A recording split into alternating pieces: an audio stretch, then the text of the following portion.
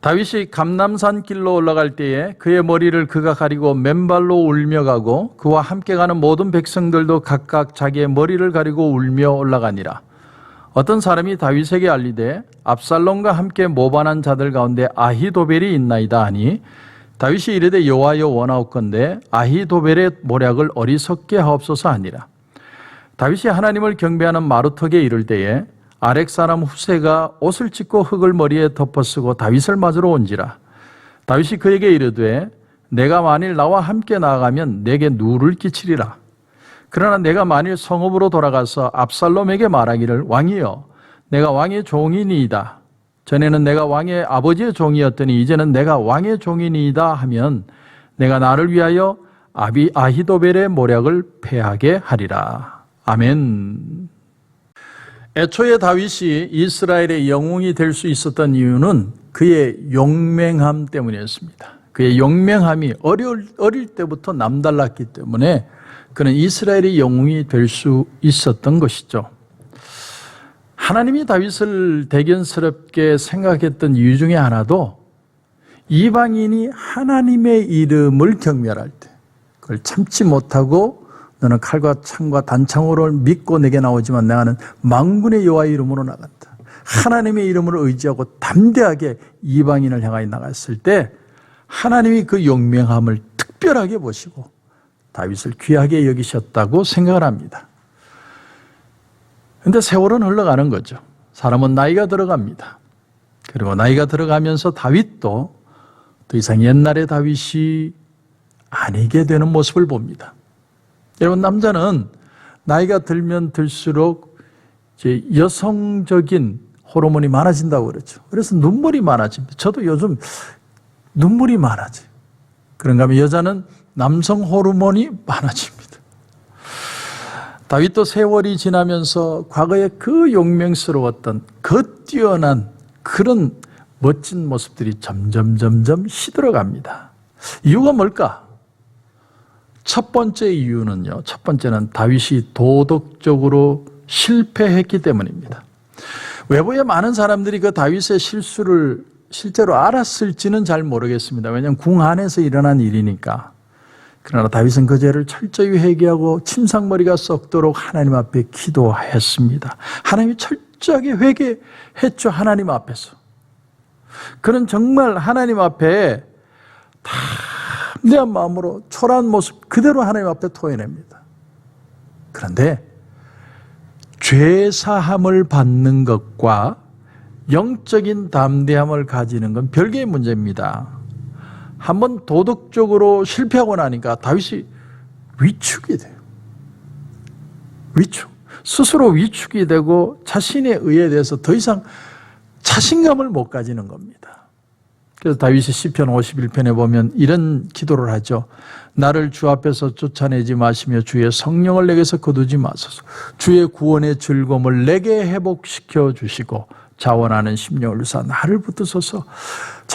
정말 하나님 앞에 구원의 즐거움을 달라고 기도하는 기도도 있지만 역설적으로 보면 그만큼 자기의 마음이 위축이 되고 그만큼 내 마음이 의기소침하고 더 이상 믿음에 자신이 없고 신앙으로 산다는 게 배짱이 안 생기고 그래서 하나님이 나를 떠나시면 안 됩니다.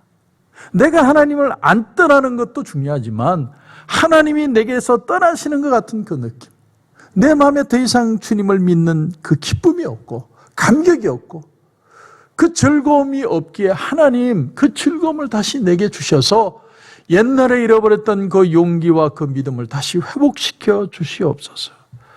여러분, 이게 얼마나 중요한 기도예요.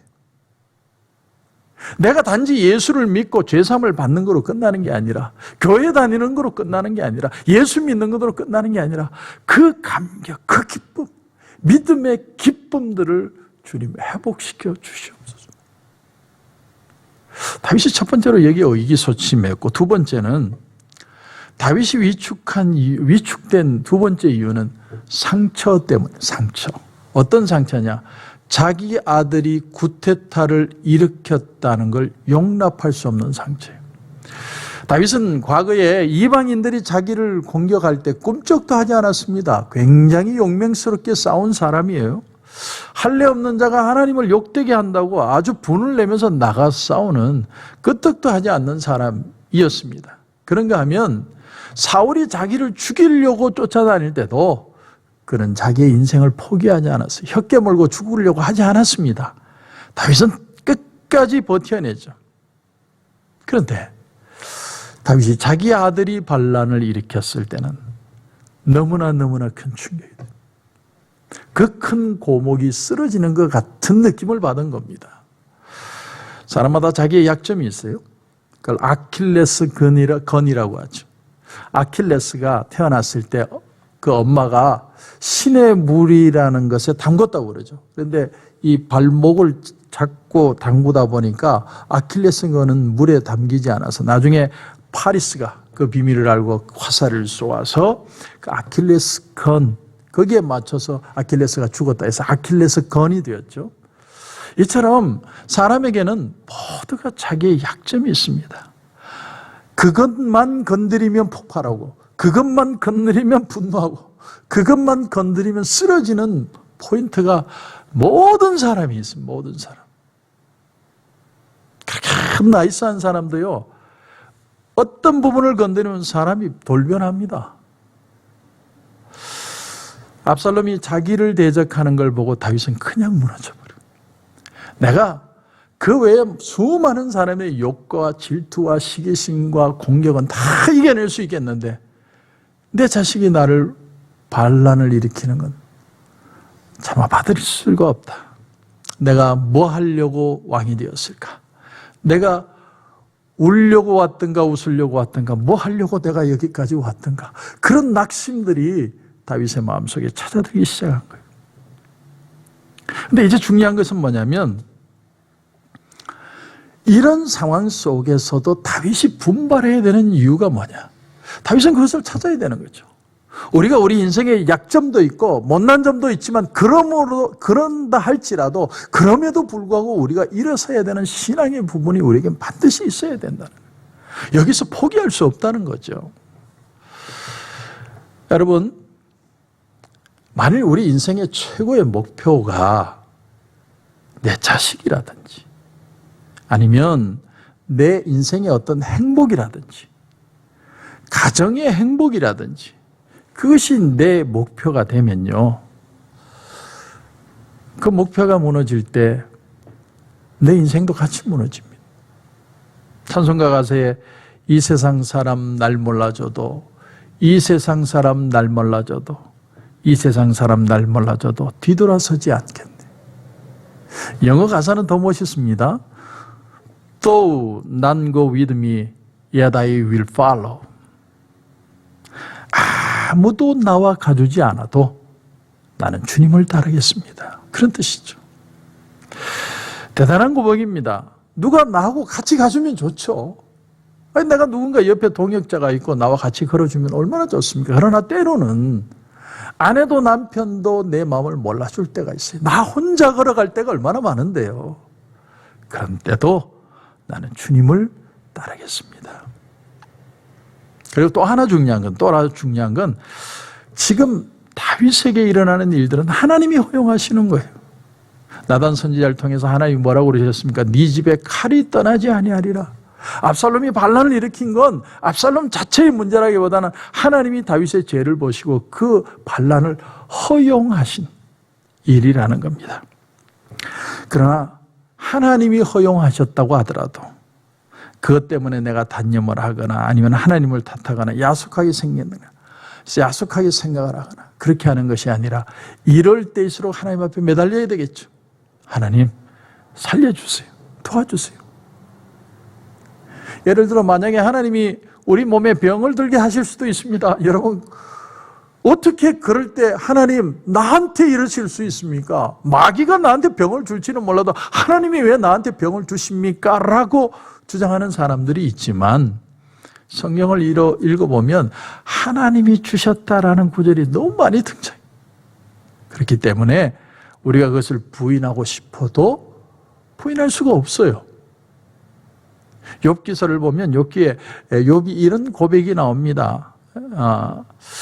Though he slay me, yet I will trust him. 킹 제임스 번역인데 그분 하나님이 나를 죽이실지라도 나는 그분을 의지하리라. 이야, 대단한 고백 아닙니까? 하나님이 지금 나를 죽인대요. 그런데도 나는 하나님을 의지하겠다. 그랬더니 욥이 안 죽었어요. 하나님이 살려주셨고 살려주시기만 한 게 아니라 그의 몸을 고치기만 할 뿐만 아니라 하나님이 그 인생을 축복하십니다. 이게 하나님 앞에서 우리의 바른 신앙이에요. 설사 하나님이 나를 치시더라도, 설사 내 옆에 아무도 없더라도 나는 하나님을 따라갑니다. 주님을 따라갑니다. 주님을 포기하지 않습니다. 여러분, 우리는 하나님께 매달려야 돼요. 왜? 하나님이 내게 생명 주시고 가장 존귀히 여겨 주시기 때문에 우리는 주님을 따라가는 거예요. 그래서 오늘 본문 이제 30절에 보시면 다윗이 감람산 길로 올라갈 때 그의 머리를 그가 가리고 맨발로 울며 가고, 참 마음에 안 드는 부분이죠. 맨발로, 왕이 세상 말로 죄송합니다, 쪽팔리게 맨발로 도망을 가는 거예요. 그랬더니 백성들도 똑같이 합니다. 그와 함께 가는 모든 백성들도 각각 자기의 머리를 가리고 울며 올라가니라. 왕이 슬퍼서 우니까 백성들도 같이 우는 거예요. 얼마나 초라하고 얼마나 비참한 거. 이렇게 다윗이 낮아졌는데 제가 말씀드린 것처럼 우리는요, 내 자식보다, 내가 인생에 가지고 있는 인생의 고울보다 더 높고 가치 있는 목표를 가져야 된다 하는 것입니다. 그게 없으면 자식이 내 마음을 상처를 주고, 자식이 나를 떠나고, 내 집안이 무너지고, 내 아내와 남편이 문제가 생기면 그 사람은 무너져 버리는 거예요. 다 무너져 버려요. 내 목표가 거기에 있으면. 우리에겐 보다 더 높은 목표가 있어야 돼요. 하나님을 바라보는 목표, 하나님이라는 가치. 여러분, 신앙만 남는 거예요. 신앙만. 근데 다윗이 꺼져가는 촛불처럼 보이지만 다윗은 역시 다윗이었습니다. 그래서 그의 저력이 살아나는데 31절 보시면 어떤 사람이 다윗에게 알리되 압살롬과 함께 모반한 자들 가운데 아히도벨이 있나이다. 아히도벨은 굉장히 영특하고 굉장히 지략이 뛰어난 사람이에요. 아히도벨이 이 압살롬의 캠프에 조인했다. 그랬더니 다윗이 이르되 여호와여 원하옵건대 아히도벨의 모략을 어리석게 하옵소서. 다윗은 지금 너무 약해질 대로 약해져 있는데, 놀라운 사실은 이렇게 약해진 다윗의 지략이 가장 뛰어난 모습을 가지고 있는 압살롬보다 더 뛰어났다라는 거예요. 다윗의 저력을 보여주는 거죠. 다윗이 무너져 죽을 것 같은데 그렇게 초라한 모습 속에 있는 다윗의 모습이 오히려 가장 극치에 있는 압살롬보다 뛰어나다. 여러분, 무슨 말씀을 드리고 싶으냐면 옛날에 다윗이 없어진 게 아니에요. 다윗은 그대로 있어요. 다윗의 마음이 위축되고 다윗이 힘들어하고 다윗이 괴로워할 뿐이지 다윗은 그대로 있는 거예요. 그가 정신만 차리면 얼마든지 다윗의 지혜와 능력과 용기는 다시 드러나게 된다는 겁니다. 여기서 우리가 뭘 깨닫냐면 하나님의 은사와 부르심에는 후회하심이 없느니라. 하나님은 한번 부르신 거에 후회하심이 없습니다. 하나님이 오늘도 우리에게 은사와 지혜와 능력을 주시는데 이게 떠나가는 게 아니에요. 내게 주신 것이 아직 내게 있습니다. 그러므로 사용하는 법을 배워야 돼요. 그냥 위축되지 말고 사용하고 선포하고 결단하고 행동해 나가는 겁니다. 그래서 이 궁지에 몰렸던 다윗이 하나님이 주신 지혜를 구하고 다시 기도하고 매달리기 시작하니까 상황이 역전이 돼요. 31절을 보시면 여호와여 원하옵건대 아히도벨의 모략을 어리석게 하옵소서. 후세라는 사람이 조인을 하는데 그때 다윗이 지혜를 발동합니다. 그래서 34절을 보면 네가 만일 성읍으로 돌아가서 압살롬에게 말하기를 왕이여 내가 왕의 종이니이다.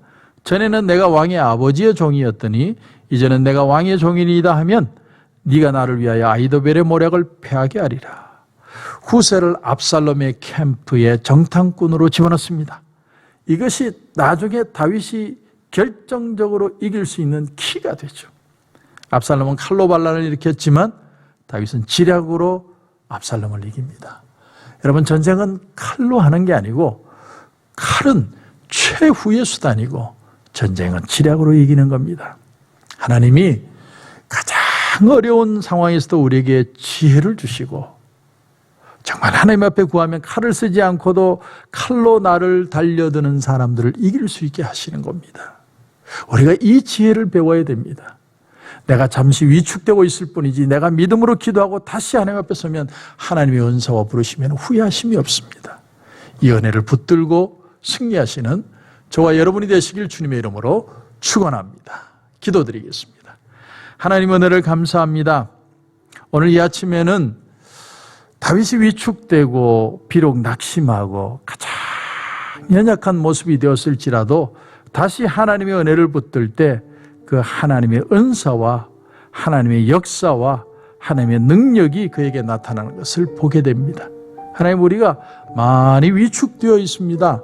하나님, 언제쯤 이것이 완벽하게 회복될지 많은 걱정들이 있지만 그러나 우리의 모습은 사라지지 않았고 하나님의 사랑도 변함이 없고 다시 한번 하나님의 사랑을 붙들고 믿음으로 일어나서 믿음의 놀라운 역사들을 경험하는 우리 모든 성도들 되게 하여 주시옵소서. 오늘도 기도하는 가운데 하나님 큰 은혜 주실 줄 믿고 예수님의 이름으로 기도드립니다.